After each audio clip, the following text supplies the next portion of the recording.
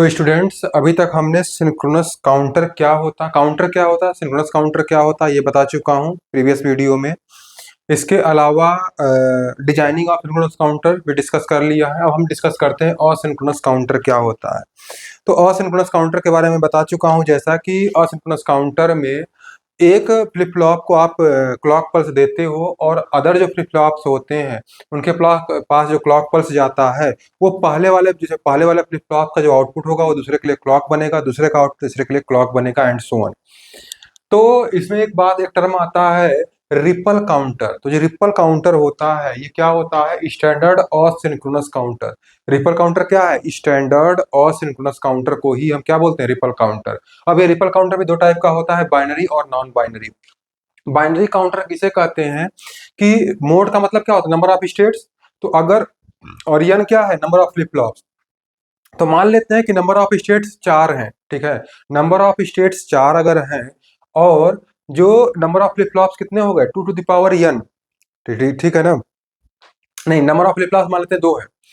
Number of states कितने हैं, 4। अगर mod 2 to the power n के बराबर है, मान लीजिए हमारे पास दो फ्लिप फ्लॉप्स हैं, ठीक है। दो फ्लिप फ्लॉप्स हो गए, तो दो फ्लिप फ्लॉप्स हो गए तो 2 टू द पावर 2 कितना हो जाएगा, 4। और अगर 4 नंबर ऑफ स्टेट्स भी हैं, यानी कि मॉड जो मॉडुलस जो है वो 2 टू द पावर n के बराबर है, मॉडुलस जो है वो 2 टू द पावर n के बराबर है, तो उसे हम कहेंगे क्या कि वो कैसा है, बाइनरी रिपल काउंटर है, ठीक है। मान लेते हैं कि आपके पास जो मॉड है वो 4 लिखा हुआ है, तो इसमें कितने जरूरत पड़ेगी फ्लिप फ्लॉप्स की, 2। तो जो मॉडुलस यानी 4 स्टेट्स हैं और साथ ही साथ जो 2 टू द पावर n भी 4 आ रहा है, तो उसे हम क्या कहेंगे, उसे हम कहेंगे कि वो एक बाइनरी रिपल काउंटर है। लेकिन नॉन बाइनरी रिपल काउंटर किसे कहते हैं, कि मान लेते हैं कि जो मोड है, मॉडुलस जो है वो 2 टू द पावर n से कम हो जाए। मान लेते हैं कि हमारे पास जो स्टेट्स हैं वो 0 टू 5 7 है, जैसे हमने सुबह दिखाया था, इससे पहले वाले में दिखाया था कि 0 टू 5 7 है स्टेट्स, ठीक है। तो स्टेट्स तो 4 हैं, ठीक है ना, स्टेट्स तो 4 हैं, लेकिन उन स्टेट्स को उस तरह काउंटर को डिजाइन करने के लिए फ्लिप फ्लॉप की कितनी जरूरत पड़ेगी, 3 की जरूरत पड़ेगी, क्योंकि अगर 7 तक हमें पहुंचना है तो 3 फ्लिप फ्लॉप की जरूरत पड़ेगी। तो 3 अगर इसमें पुट करेंगे, ठीक है, अगर इसमें 3 पुट करेंगे 2 टू द पावर 3 यानी कि 8, तो नंबर ऑफ स्टेट्स कितने होने चाहिए, 8 होना चाहिए। बट हमारे पास स्टेट्स कितने हैं, 4, यानी 4 स्टेट्स अनयूज्ड हैं, तो इसे हम क्या कहेंगे, इसे हम कहेंगे नॉन बाइनरी रिपल काउंटर, ठीक है ना। कि जो मॉडुलस है वो 2 टू द पावर n से कम हो, ठीक है ना। अगर modulus 2 to the power n के बराबर है तो उसे हम कहेंगे बाइनरी रिपल काउंटर, और अगर modulus 2 to the power n से कम है तो नॉन बाइनरी रिपल काउंटर। अब अगली बात आती है कि कह रहा है कि the flip flop in which clock signal is applied will act as LSB। तो जिस फ्लिप फ्लॉप में हम क्लॉक सिग्नल पहली बार देंगे, जिस भी फ्लिप फ्लॉप में हम क्लॉक सिग्नल पहली बार देते हैं उसको हम बोलते हैं LSB, ठीक है। ये ध्यान रखने की बात है, मोस्ट इंपॉर्टेंट है टर्म इसमें। फिर बात आती है कि जैसे कि किसी भी फ्लिप फ्लॉप के आउटपुट पे दो होते हैं, एक होता है Q और एक होता है Q बार, तो किसको क्लॉक से कनेक्ट करेंगे, जरा देखते हैं कि आपको काउंटर, सबसे पहले आपको ये डिसाइड करना है कि आपको काउंटर कैसा बनाना है, अप काउंटर है कि डाउन काउंटर है, ठीक है। तो मान लीजिए कि हमने Q, जो आउटपुट Q है उसको कनेक्ट कर दिया पॉजिटिव एज ट्रिगरिंग से, ठीक है ना। तो जो पहला वाला फ्लिप फ्लॉप था उसका जो Q है उठाया हमने, और उठाकर हम अगले फ्लिप फ्लॉप का जो क्लॉक है उसको उसके पॉजिटिव एज, यानी अगर अगले फ्लिप फ्लॉप के का जो क्लॉक है उसको हमने पॉजिटिव एज मान रखा है, तो Q अगर पॉजिटिव एज से कनेक्ट होगी तो वो डाउन काउंटर बनेगा, ठीक है। अगर वही Q नेगेटिव एज से कनेक्ट होगी तो अप काउंटर बन जाएगा। वही Q बार अगर Q बार से कनेक्ट कर रहे हैं तो Q बार पॉजिटिव एज से कनेक्ट होगा तो अप काउंटर बनेगा, और Q बार नेगेटिव एज से कनेक्ट होगा तो डाउन काउंटर बनेगा। अब इसको कैसे याद रखेंगे, ध्यान रखने की बात है कि Q और एज दोनों को मल्टीप्लीकेशन करें अगर, तो अगर वो पॉजिटिव आता है तो डाउन काउंटर होगा, और अगर नेगेटिव आता है तो अप काउंटर होता है। जैसे क्यू भी प्लस और पॉजिटिव एज भी, तो पॉजिटिव यानी डाउन काउंटर, ये पॉजिटिव ये नेगेटिव, तो ये क्या आ जाएगा, फाइनल नेगेटिव आएगा यानी अप काउंटर। नेगेटिव पॉजिटिव तो नेगेटिव यानी अप काउंटर, क्यू बार भी ये भी नेगेटिव तो डाउन काउंटर। यानी अगर क्यू भी प्लस पॉजिटिव एज तो डाउन काउंटर, अगर क्यू नेगेटिव तो नेगेटिव एज तो भी डाउन काउंटर, अगर क्यू और नेगेटिव एज तो अप काउंटर, अगर क्यू बार पॉजिटिव एज तो अप काउंटर, ठीक है। अब नेक्स्ट देखते हैं एक क्वेश्चन। तो एक जो क्वेश्चन आया हुआ था इसको होपफुली आपने लिख लिया होगा। वीडियो को पॉज करके इसे नोट डाउन कर सकते हैं समझने के लिए, क्योंकि डिजाइनिंग के लिए इतना जानना बहुत जरूरी है।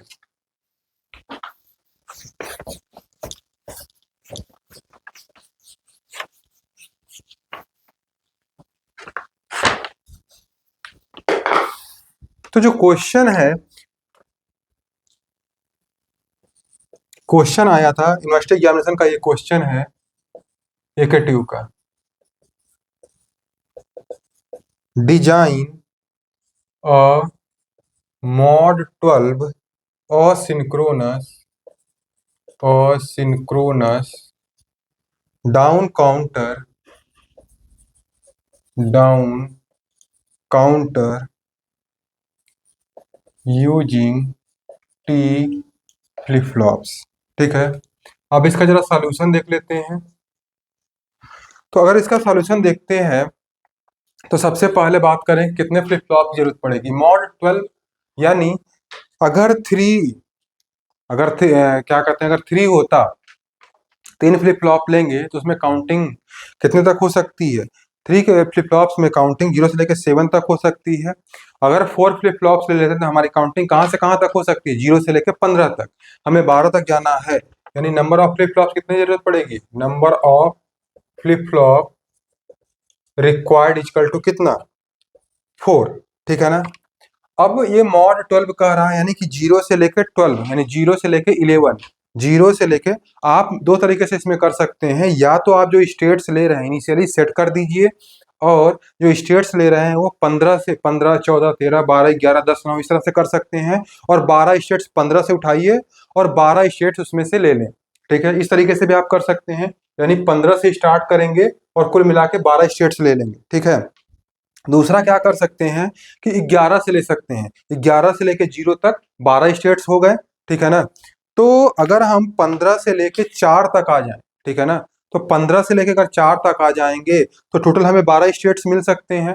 ठीक है ना। तो इस तरीके से भी डाउन काउंटिंग कर सकते हैं। लेकिन अगर इस क्वेश्चन के हिसाब से देखें तो मैं इसको 11 से लेके 0 तक काउंट करके आपको दिखाता हूं कि ये कैसे काम करेगा। ठीक है ना। तो जो इसमें स्टेट्स बनेंगे, इसमें पहला स्टेट होगा 11, ठीक है ना, 10, 9, 8, 7, 6, 5, 4, 3, 2, 1 और 0। ये सभी स्टेट्स इसके हो गए।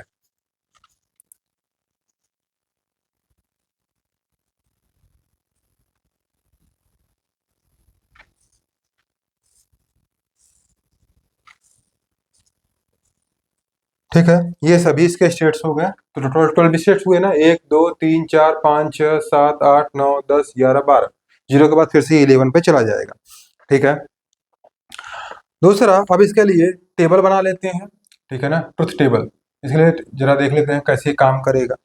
तो हमने क्या किया कि क्लॉक लिया। ठीक है ना, क्लॉक ले लिया। आप चाहो तो ऐसे कर सकते हो, और इधर Q3, Q2, Q1 और Q0। ठीक है, Q3, Q2, Q1 और Q0। ठीक है। अभी हमने कोई क्लॉक पल्स दिया नहीं है। ठीक है, बिना क्लॉक पल्स दिए हमने कोई भी क्लॉक पल्स अभी तक नहीं दिया है। प्रेजेंट स्टेट कितनी है, 11 है उसका। 11 का मतलब कितना हो गया, 1011, 8, 10, 11, 11 हो गया। ठीक है। उसके बाद हमने पहला क्लॉक पल्स देंगे तो हमें क्या मिलना चाहिए, 11 से डाउन काउंटिंग होनी चाहिए और 10 मिलना चाहिए, यानी 8 और 2, 10। अगला क्लॉक देंगे तो कितना मिलना चाहिए, 9, 8, 1, 9। अगला क्लॉक पल्स देंगे कितना मिलना चाहिए, 8, 8 मिला। फिर क्लॉक पल्स पे 7 मिलना चाहिए। फिर क्लॉक पल्स पे 6 मिलना चाहिए। फिर क्लॉक पल्स पे 5 मिलना चाहिए। फिर क्लॉक पल्स पे कितना मिलना चाहिए, 4 मिलना चाहिए। फिर क्लॉक पल्स पे 3 मिलना चाहिए। फिर क्लॉक पल्स पे 2 मिलना चाहिए। फिर क्लॉक पल्स पे 1 मिलना चाहिए। और फिर क्लॉक पल्स पे 0 मिलना चाहिए। अब जैसे ही ये 0 आए, वो क्या हो जाए, जैसे ही ये 0 आए फिर से कहाँ पहुंच जाए, 11 पे, ठीक है। कुछ इस तरीके की व्यवस्था हमें करनी है, ठीक है ना। तो अगर जैसे ही हमें ये मिले, यानी इसका मतलब क्या हुआ कि जैसे ही Q3 bar, Q2 bar and Q1 bar and Q0 बार ये आए, हमारा क्या होना चाहिए, आउटपुट जो है उसके बाद हमारे पास काउंटिंग कहाँ पहुंच जानी चाहिए, 11 पे, ठीक है ना। इसको किस तरीके से लिख सकते हैं, इसको इस तरह से भी लिख सकते हैं, Q3 plus Q2 plus Q1 plus Q0, De Morgan's law का यूज करके। अब जरा इसकी डिजाइनिंग देख लेते हैं कि इसको कैसे डिजाइन करेंगे, ठीक है ना। तो हमारे पास फ्लिप फ्लॉप की कितनी जरूरत है, 4 फ्लिप फ्लॉप्स चाहिए। तो हम, और किसका, यूजिंग टी फ्लिप फ्लॉप्स था, तो 4 टी फ्लिप फ्लॉप्स हम ले रहे हैं। तो 1, 2,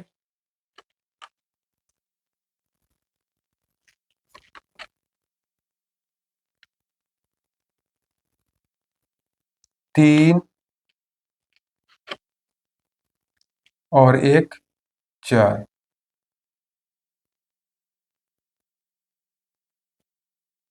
ठीक है। तो हम क्या करते हैं, हमने शुरू में बताया था पहला शर्त क्या थी कि जिस भी फ्लिप फ्लॉप को हम क्लॉक पल्स देंगे पहली बार, ठीक है ना, उसको क्या कहेंगे, उसको कहेंगे एलएसबी।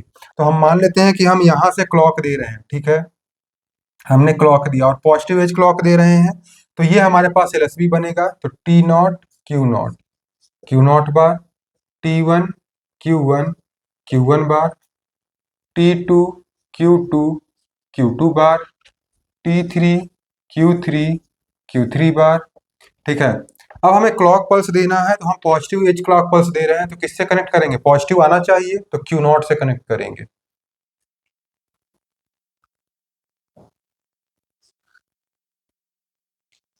ठीक है। अब ये क्लॉक पल्स सभी को दे दिया, क्लॉक पल्स देने के बाद अब क्या हुआ, यहाँ पे ले लेते हैं क्लियर बटन, ठीक है ना, यहाँ पे क्लियर बटन है और यहाँ पे प्रीसेट बटन है, PRE। हमने बताया था असिंक्रोनस इनपुट्स होते हैं, ये क्लॉक का वेट नहीं करते हैं, ये तुरंत अपना आउटपुट दे देते हैं, ठीक है ना। उसके बाद टॉगल मोड में है, तो T0 में सभी को क्या कर देंगे, इनपुट सभी को 1 कर देंगे, ठीक है। इतना सब करने के बाद जैसे जैसे ही वो 0 पे पहुंचा, यानी कि जो प्रीसेट वाला है, ठीक है, तो कितना पहुंचना चाहिए, Q3 1 हो जाना चाहिए, यानी कि जैसे ही Q3 Q2 Q1 और Q0 है, ये सभी 0 0 पे पहुंचे, Q3 Q2 Q1 और Q0 अगर 0 0 पे पहुंचे, तो प्रीसेट कितना हो जाना चाहिए, प्रीसेट जो हो जाना चाहिए 1, किसके लिए, Q3 Q2 और Q0, ये सभी Q3 Q1 और Q0 1 हो जाना चाहिए, ठीक है। तो हमें क्या कनेक्ट करना पड़ेगा, Q3 plus Q2 plus Q1 plus Q0, ठीक है।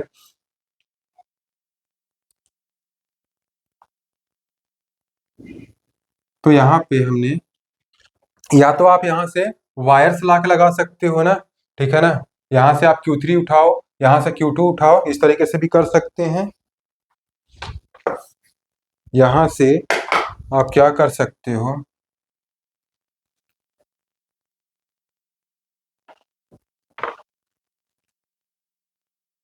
Q3 Q2 Q1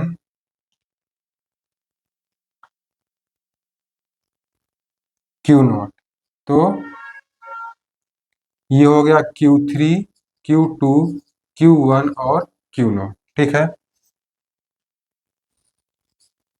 और इसे कहाँ कनेक्ट कर देंगे, इसे कनेक्ट करेंगे प्रीसेट इनपुट्स, किसमें किसमें, Q3 Q1 Q0 में, Q3 Q1 और Q0 में, ठीक है। इन सभी के टर्मिनल्स को शॉर्ट करेंगे और इसे किससे कनेक्ट कर देंगे, इसके आउटपुट पे, ठीक है, इसके आउटपुट पे कनेक्ट कर देंगे, ठीक है। तो इस तरीके से इसकी डिजाइनिंग हो जाएगी, ठीक है। तो जैसे ही हम मान लीजिए कि शुरू में क्या था, शुरू में ये क्या रहा होगा, 1 0 1 1 रहा होगा, 1 0 1 1, ठीक है ना। तो क्लॉक पल्स मिलेगा, तो ये क्या करेगा, ये डाउन काउंटिंग स्टार्ट करेगा। स्टार्ट करते करते करते जब ये सभी में जीरो हो जाएगा, तो सभी में जीरो हो जाएगा, जरा देखो क्या होगा, क्या इस सभी में जीरो है, यानी Q0, Q1, Q2, Q3 सभी जीरो है।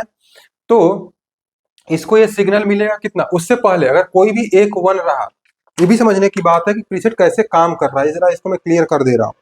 ये प्रीसेट एक्चुअली में काम कैसे कर रहा होगा इस सर्किट के अंदर, जरा देखते हैं कि शुरू में आपका क्या हुआ। 11 से आपने स्टार्ट किया था, ये 11 था, काउंटिंग करते करते जीरो पे पहुंच गए। जैसे ही जीरो पे पहुंचते हैं आप, तो ये भी जीरो, ये भी जीरो, ये भी जीरो, ये भी जीरो, ये सभी जीरो इसको मिलेगा। ये जब सभी जीरो इसको मिलेगा, बार लगा है, ये वन मिलेगा।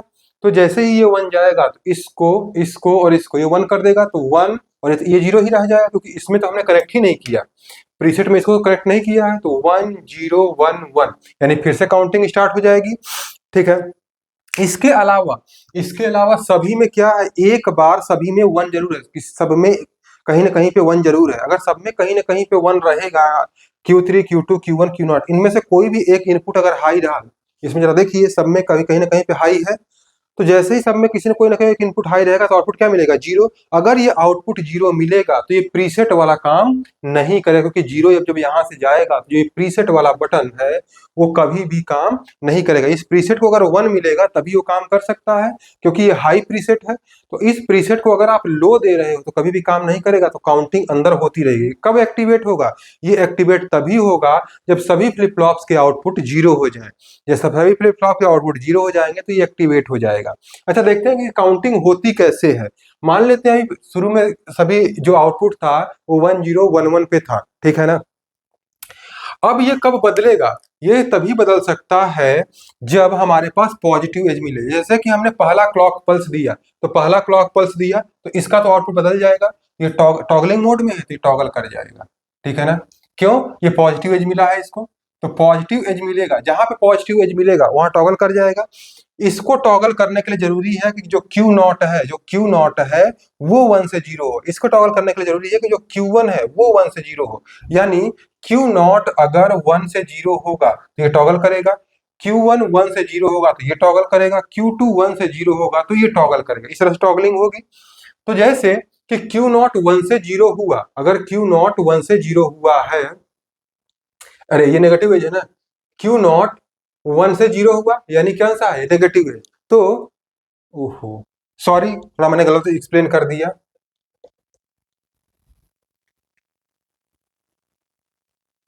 ठीक है, यहाँ नेगेटिव मैंने जो अभी एक्सप्लेन कर दिया वो नेगेटिव एज के लिए था। फिर से मैं क्लियर कर देता हूँ कि ये कैसे काम करेगा। एक्चुअली जो क्लॉक्स लगे हुए हैं सभी पॉजिटिव एज ट्रिगर्ड है। जो क्लॉक्स अभी लगे हुए हैं वो सभी क्या है, पॉजिटिव एज ट्रिगर्ड है। ठीक है। तो सबसे पहले जो पहला वाला फ्लिप फ्लॉप है T0, जो पहला वाला फ्लिप फ्लॉप है, इसमें अगर पॉजिटिव एज मिलेगा क्लॉक का तो ये ऑन हो जाएगा। यानी पहला वाला फ्लिप फ्लॉप कब ऑन होगा, जब इसको 0 से 1 मिलेगा, ठीक है ना। अब इसके आउटपुट पे अगले वाले फ्लिप फ्लॉप डिपेंड करता है। तब जब ये वाला फ्लिप फ्लॉप कब एक्टिवेट होगा, जब जो Q0 है वो क्या हो जाए, 0 से 1 हो जाए। ये वाला फ्लिप फ्लॉप कब एक्टिवेट होगा, जब Q1 0 से 1 हो जाए। ये वाला फ्लिप फ्लॉप एक्टिवेट होगा जब Q0 0 से 1 हो जाए। ये वाला फ्लिप फ्लॉप एक्टिवेट होगा जब Q1 0 से 1 हो जाए। ये वाला फ्लिप फ्लॉप एक्टिवेट होगा जब Q2 0 से 1 हो जाए, ठीक है ना। क्योंकि पॉजिटिव एज ट्रिगर्ड है ना, तो जब 0 से 1 होगा तभी वो एक्टिवेट होगा। इससे पहले मैंने थोड़ी गलती बता दिया था, जो कि नेगेटिव एज ट्रिगर्ड के लिए बोल दिया था। तो पॉजिटिव एज, चूंकि ये क्लॉक सारे क्या है, पॉजिटिव एज ट्रिगर्ड है, ठीक है। तो 1 से 0 ये नेगेटिव एज हो रहा है, यानी Q0 1 से 0 है, यानी नेगेटिव एज। तो Q1 में कोई चेंज नहीं होगा, Q1 नहीं बदला, Q2 नहीं बदला, तो Q3 कोई नहीं बदलेगा, ठीक है। नेक्स्ट देखते हैं, अगला क्लॉक पल्स आया तो ये 0 से 1 हुआ। 0 से 1 हुआ, इसका मतलब पॉजिटिव एज आई। जो Q0 है वो 0 से 1 हो गया, यानी पॉजिटिव एज। तो क्या होगा, जो Q1 है वो टॉगल कर जाएगा। तो ये टॉगल कर गया। तो ये जो टॉगल किया है, ये कैसे टॉगल किया है, नेगेटिव एज से। तो क्या अगला आउटपुट बदलेगा, नहीं, टॉगलिंग नहीं होगी, ये इसमें भी कुछ नहीं चेंज होगा। थर्ड वाला क्लॉक आ गया तो 1 से 0 फिर से हुआ है, ये 1 से 0 हुआ तो नेगेटिव एज हुआ। तो इस नेगेटिव एज कारण अगले में कोई चेंजनेस नहीं आएगा। इसके कारण इसमें कोई चेंज नहीं आएगा, इसके कारण इसमें भी कोई चेंज नहीं आएगा। नेक्स्ट 0 से 1 आया यानी कि पॉजिटिव एज, तो पॉजिटिव एज की वजह से ये टॉगल करेगा तो ये भी 0 से 1 हो गया। ये पॉजिटिव है तो अगले वाले को भी चेंज करेगा तो ये भी 0 से 1 होगा। ये भी पॉजिटिव एज है तो अगले वाले को भी चेंज करेगा तो ये भी क्या हो जाएगा, 1 से 0 हो जाएगा। सब में टॉगलिंग हो गई। नेक्स्ट फिर से इसमें जब पांचवा क्लॉक एज आया तो ये 1 से 0 आया यानी कि नेगेटिव, तो कोई चेंज नहीं, इसमें कोई चेंज नहीं तो इसमें भी कोई चेंज नहीं, तो इसमें भी कोई चेंज नहीं। इसमें 0 से 1 यानी कि पॉजिटिव एज आया तो क्या होगा, यहाँ टॉगलिंग होगी, यहाँ क्या ऐसा हो गया नेगेटिव, इसमें कोई चेंज नहीं, इसमें भी कोई चेंज नहीं। यहाँ पे क्या हुआ नेगेटिव एज, नेगेटिव एज कोई चेंज नहीं, कोई चेंज नहीं, कोई चेंज नहीं। इसमें पॉजिटिव एज, यहाँ पे क्या है नेगेटिव, पॉजिटिव एज, तो पॉजिटिव एज की वजह से इसमें भी कोई पॉजिटिव एज आया तो यहाँ पे टॉगलिंग हुई, और ये भी कैसा पॉजिटिव एज। इसमें क्या हो जाएगा, फिर से इसमें भी टॉगलिंग होगी, इसमें लेकिन किससे कैसा हो रहा है टॉगलिंग, नेगेटिव एज, तो नेगेटिव एज की वजह से सामने वाला बदलेगा नहीं, तो हमेशा पॉजिटिव एज मिलेगा तो भी सामने नेक्स्ट वाला चेंज हो सकता है, टॉगलिंग होगी। ठीक है। नेक्स्ट ये 7वां आया 1 से 0, ठीक है, ये नेगेटिव एज हो गया। तो अगर नेगेटिव एज होगा यानी क्यू नॉट में अगर नेगेटिव एज होगा तो जो Q1 है इसमें कोई भी चेंजेस नहीं है, क्योंकि जो उसको पॉजिटिव क्लॉक एज चाहिए, इसमें कोई चेंजेस नहीं है, इसमें कोई चेंज नहीं, तो इसमें भी नहीं, इसमें भी नहीं। इसमें ये 0 से 1 यानी कि पॉजिटिव एज की वजह से क्या होगा, टॉगलिंग होगी नेक्स्ट वाले में, बट ये नेगेटिव एज हो रहा है तो अगला वाला कोई नहीं बदलेगा। फिर से ये 1 से 0 यानी कैसा हो गया, negative edge toggling, negative edge आया तो आगे वाले में कोई चेंज नहीं होगा। तो इस तरीके से ये चेंजेस होते हैं।